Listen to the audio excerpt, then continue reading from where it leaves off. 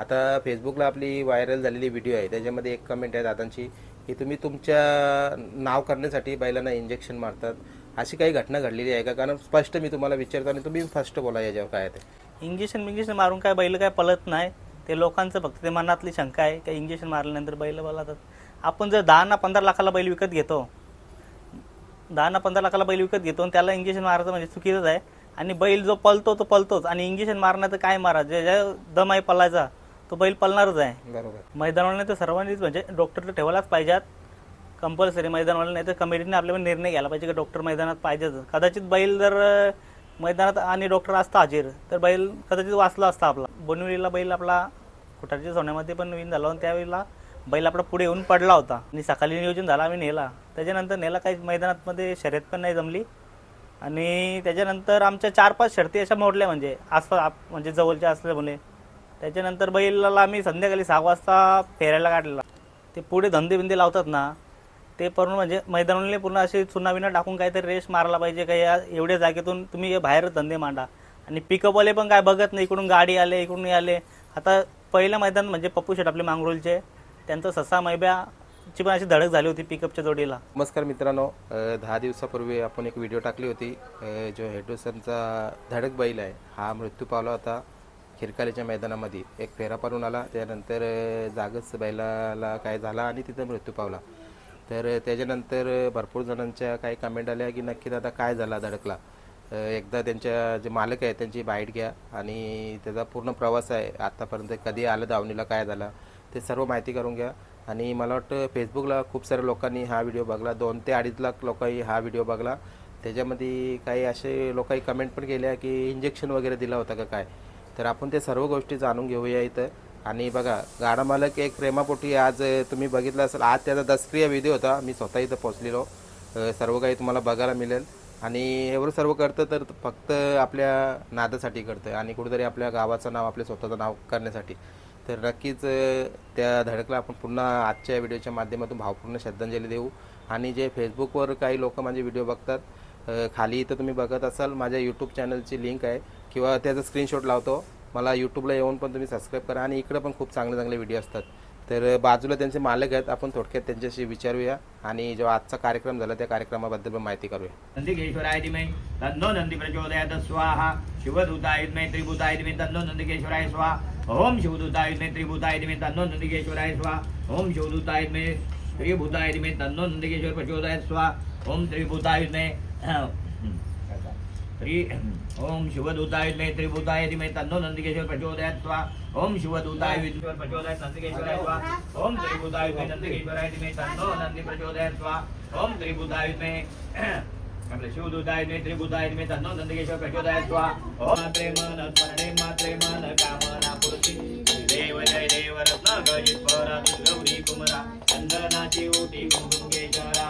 हिरे जडित मुगड शोभतोबा. चंदन पुरे चरणे गागिरिया. जय देव जय मंगल मूर्ती ओ श्री मंगल मूर्ती. दर्शन मात्रे मन स्मरणे मात्रे मन कामना पूर्ती. जय देव लंबोर पीतांबर परिवर वंदना. सरसुंद वक्र सुंदर त्रिनयना. दास रामाचं वटपाय जन्ना. संकटी पावाय निर्वाणी गुरुवर वंदना. जय देव जय मंगल मूर्ती ओ श्री मंगल मूर्ती. दर्शन मंदिर रामदे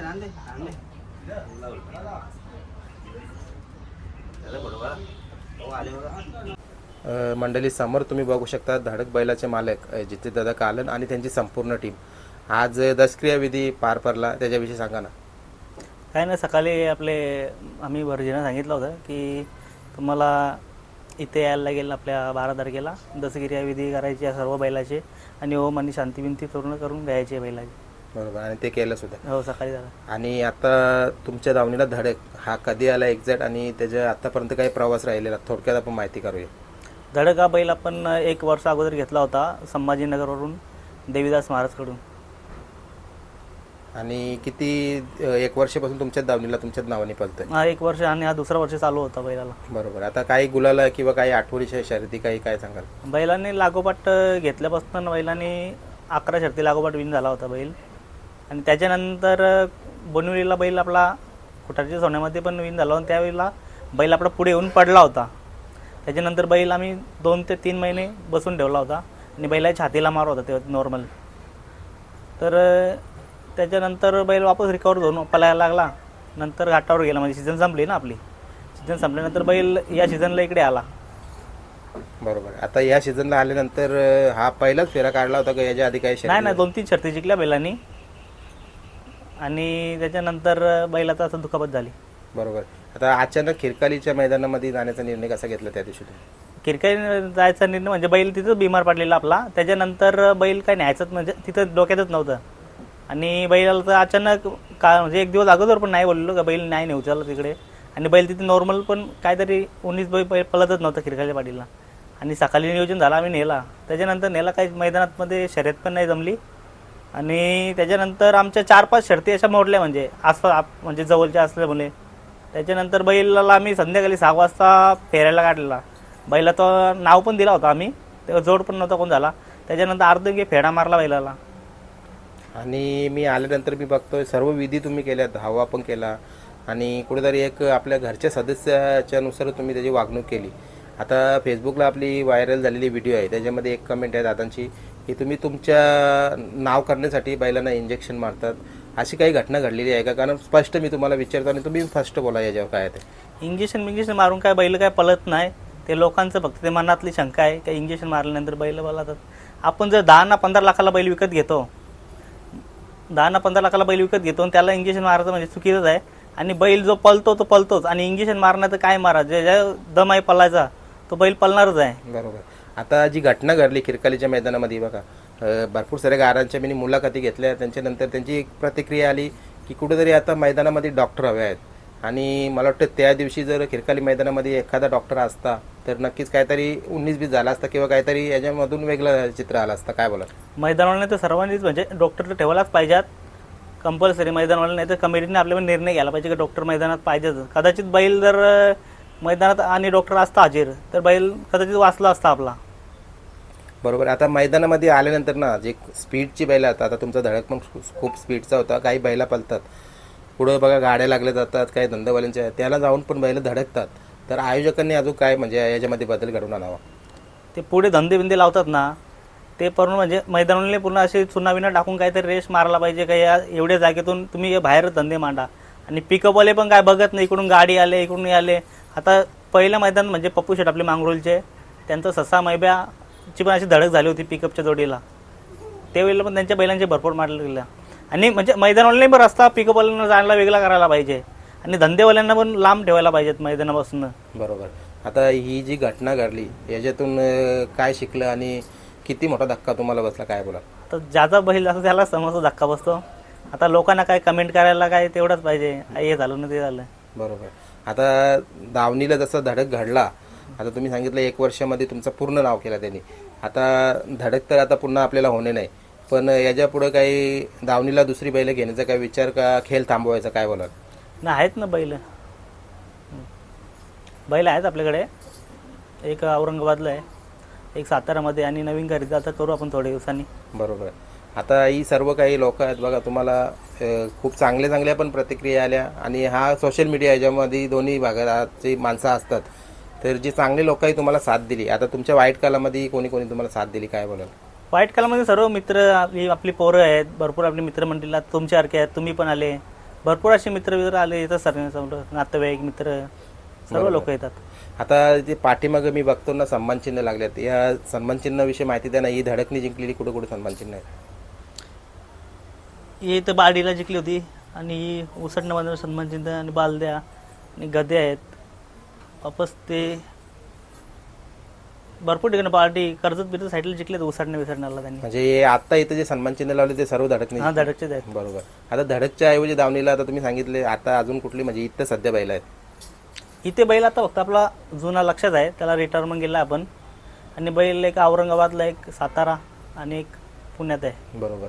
आता तुम्ही सांगितलं की संघटनेला अजून एकदम काय आवाहन कराल की यावर्षी काय नियम लागले पाहिजेत आपल्या मैदानांसाठी, किंवा जे आपले संघटनेचे काही पदाधिकारी आहेत त्यांच्यापर्यंत काय माहिती पोचवाल की जसं डॉक्टरचं पण एक काहीतरी व्हायला पाहिजे? कारण मुंबईला भरपूर साऱ्या बैलांना ना मैदानामध्ये दुखापत होतं, मी बघतोच होता. काय बोला? संघटनेला एवढंच करतो की मी की मैदानामध्ये डॉक्टर पाहिजेत. म्हणजे आता तर ठीक आहे आपली घटना झाली ठीक आहे, पण दुसऱ्याची कोणाची नाही हो मागून डॉक्टर पाहिजेत मैदानात. बरोबर आहे. आता सर्वांची साथ बघा कायम. आता तुम्ही सांगितलं की तुमची मुलं जरी आज आमच्यावर खूप मोठा दुःख आले पण ते साथ नाही सोडली, त्यांच्याविषयी काय बोलाल? बघा हमेशा नेहमी कायम तुमच्या सोबत असतात. पोरं सर्व सोबतच असतात आपल्या. पोरांचा काय विषय नाही. पोरं बिरं सर्व मित्र मंडळी आपले नातेवाईक सर्व जोडले असतात. बरोबर. आता धडकचा आजचा हा 10वा दशक्रिया विधी झाला. आता पुढे काही कार्यक्रम आहे का? आज पूर्ण शांती करून घेतली? आज पूर्ण शांती करून घेतली बैलाची. बरोबर. भरजी वगैरे बोलवलेला का? भरजी सकाळी आला होता 8 वाजता. आता सर्व कार्यक्रम झाला. आणि आता काय असेल पुढची वाटचाल? कारण एक खूप मोठ्या तुम्ही संकटातून बाहेर येतात, कुठेतरी एक आठवणीत म्हणून धडक राहील. काय त्याचे 2 आठवणी सांगाल तुम्ही? 2-4 आठवणी अशा. बैल म्हणजे बैलाला आजारच थोडाफार आतमध्ये काय असेल प्रॉब्लेम बैलाच्या, आणि बैल थोडा पडलेला पण तेव्हा त्या वेळेला मध्ये. आणि बैल बाहेरनं म्हणजे हाय स्पीडने बैल पळायचा पहिला स्टार्टिंगला. त्याच्यानंतर बैल पडल्यापासून थोडा नॉर्मल आणि बैल असा बिमारच होत गेला तेव्हापासून. काय क्षण अशा आठवणीचे काय सांगाल? कुठं एखादी शर्यत झालेली की चला ही शर्यत माझ्या कायम आठवणीत राहील?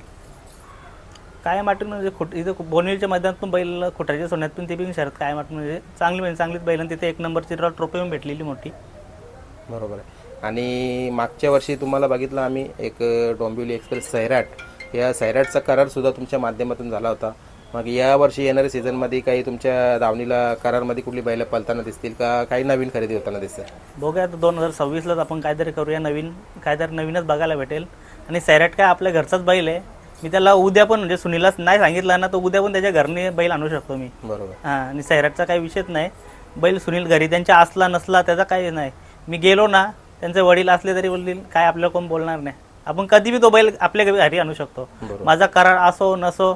आणि बैलाचं एवढं म्हणजे मी असं सांगत नाही का सुनीलबद्दल, पण प्रत्येक आता माझा करार तर नाही आहे बैलाचा आली तर, पण तरी पण आपल्याला सर्व पेरे याला बैल द्यायचा आहे, असं करायचं आहे, ते करायचं सर्व आपल्याला सांगतो. आपल्याला सांगतो तो सर्व गोष्टी. बरोबर.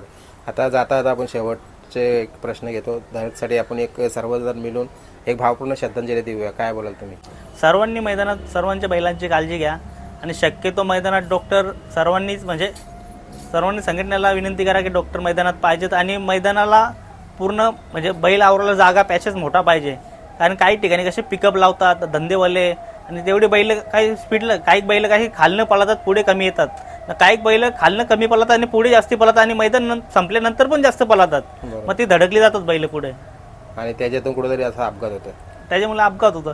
आणि काय दुसरा विषय मुद्दा म्हणजे काय, ही गुलालवाले आहेत नाही पोरग, ती शर्यत जिंकली की बैलांच्या मागे जातात, मग ती बैल अजून पळतात.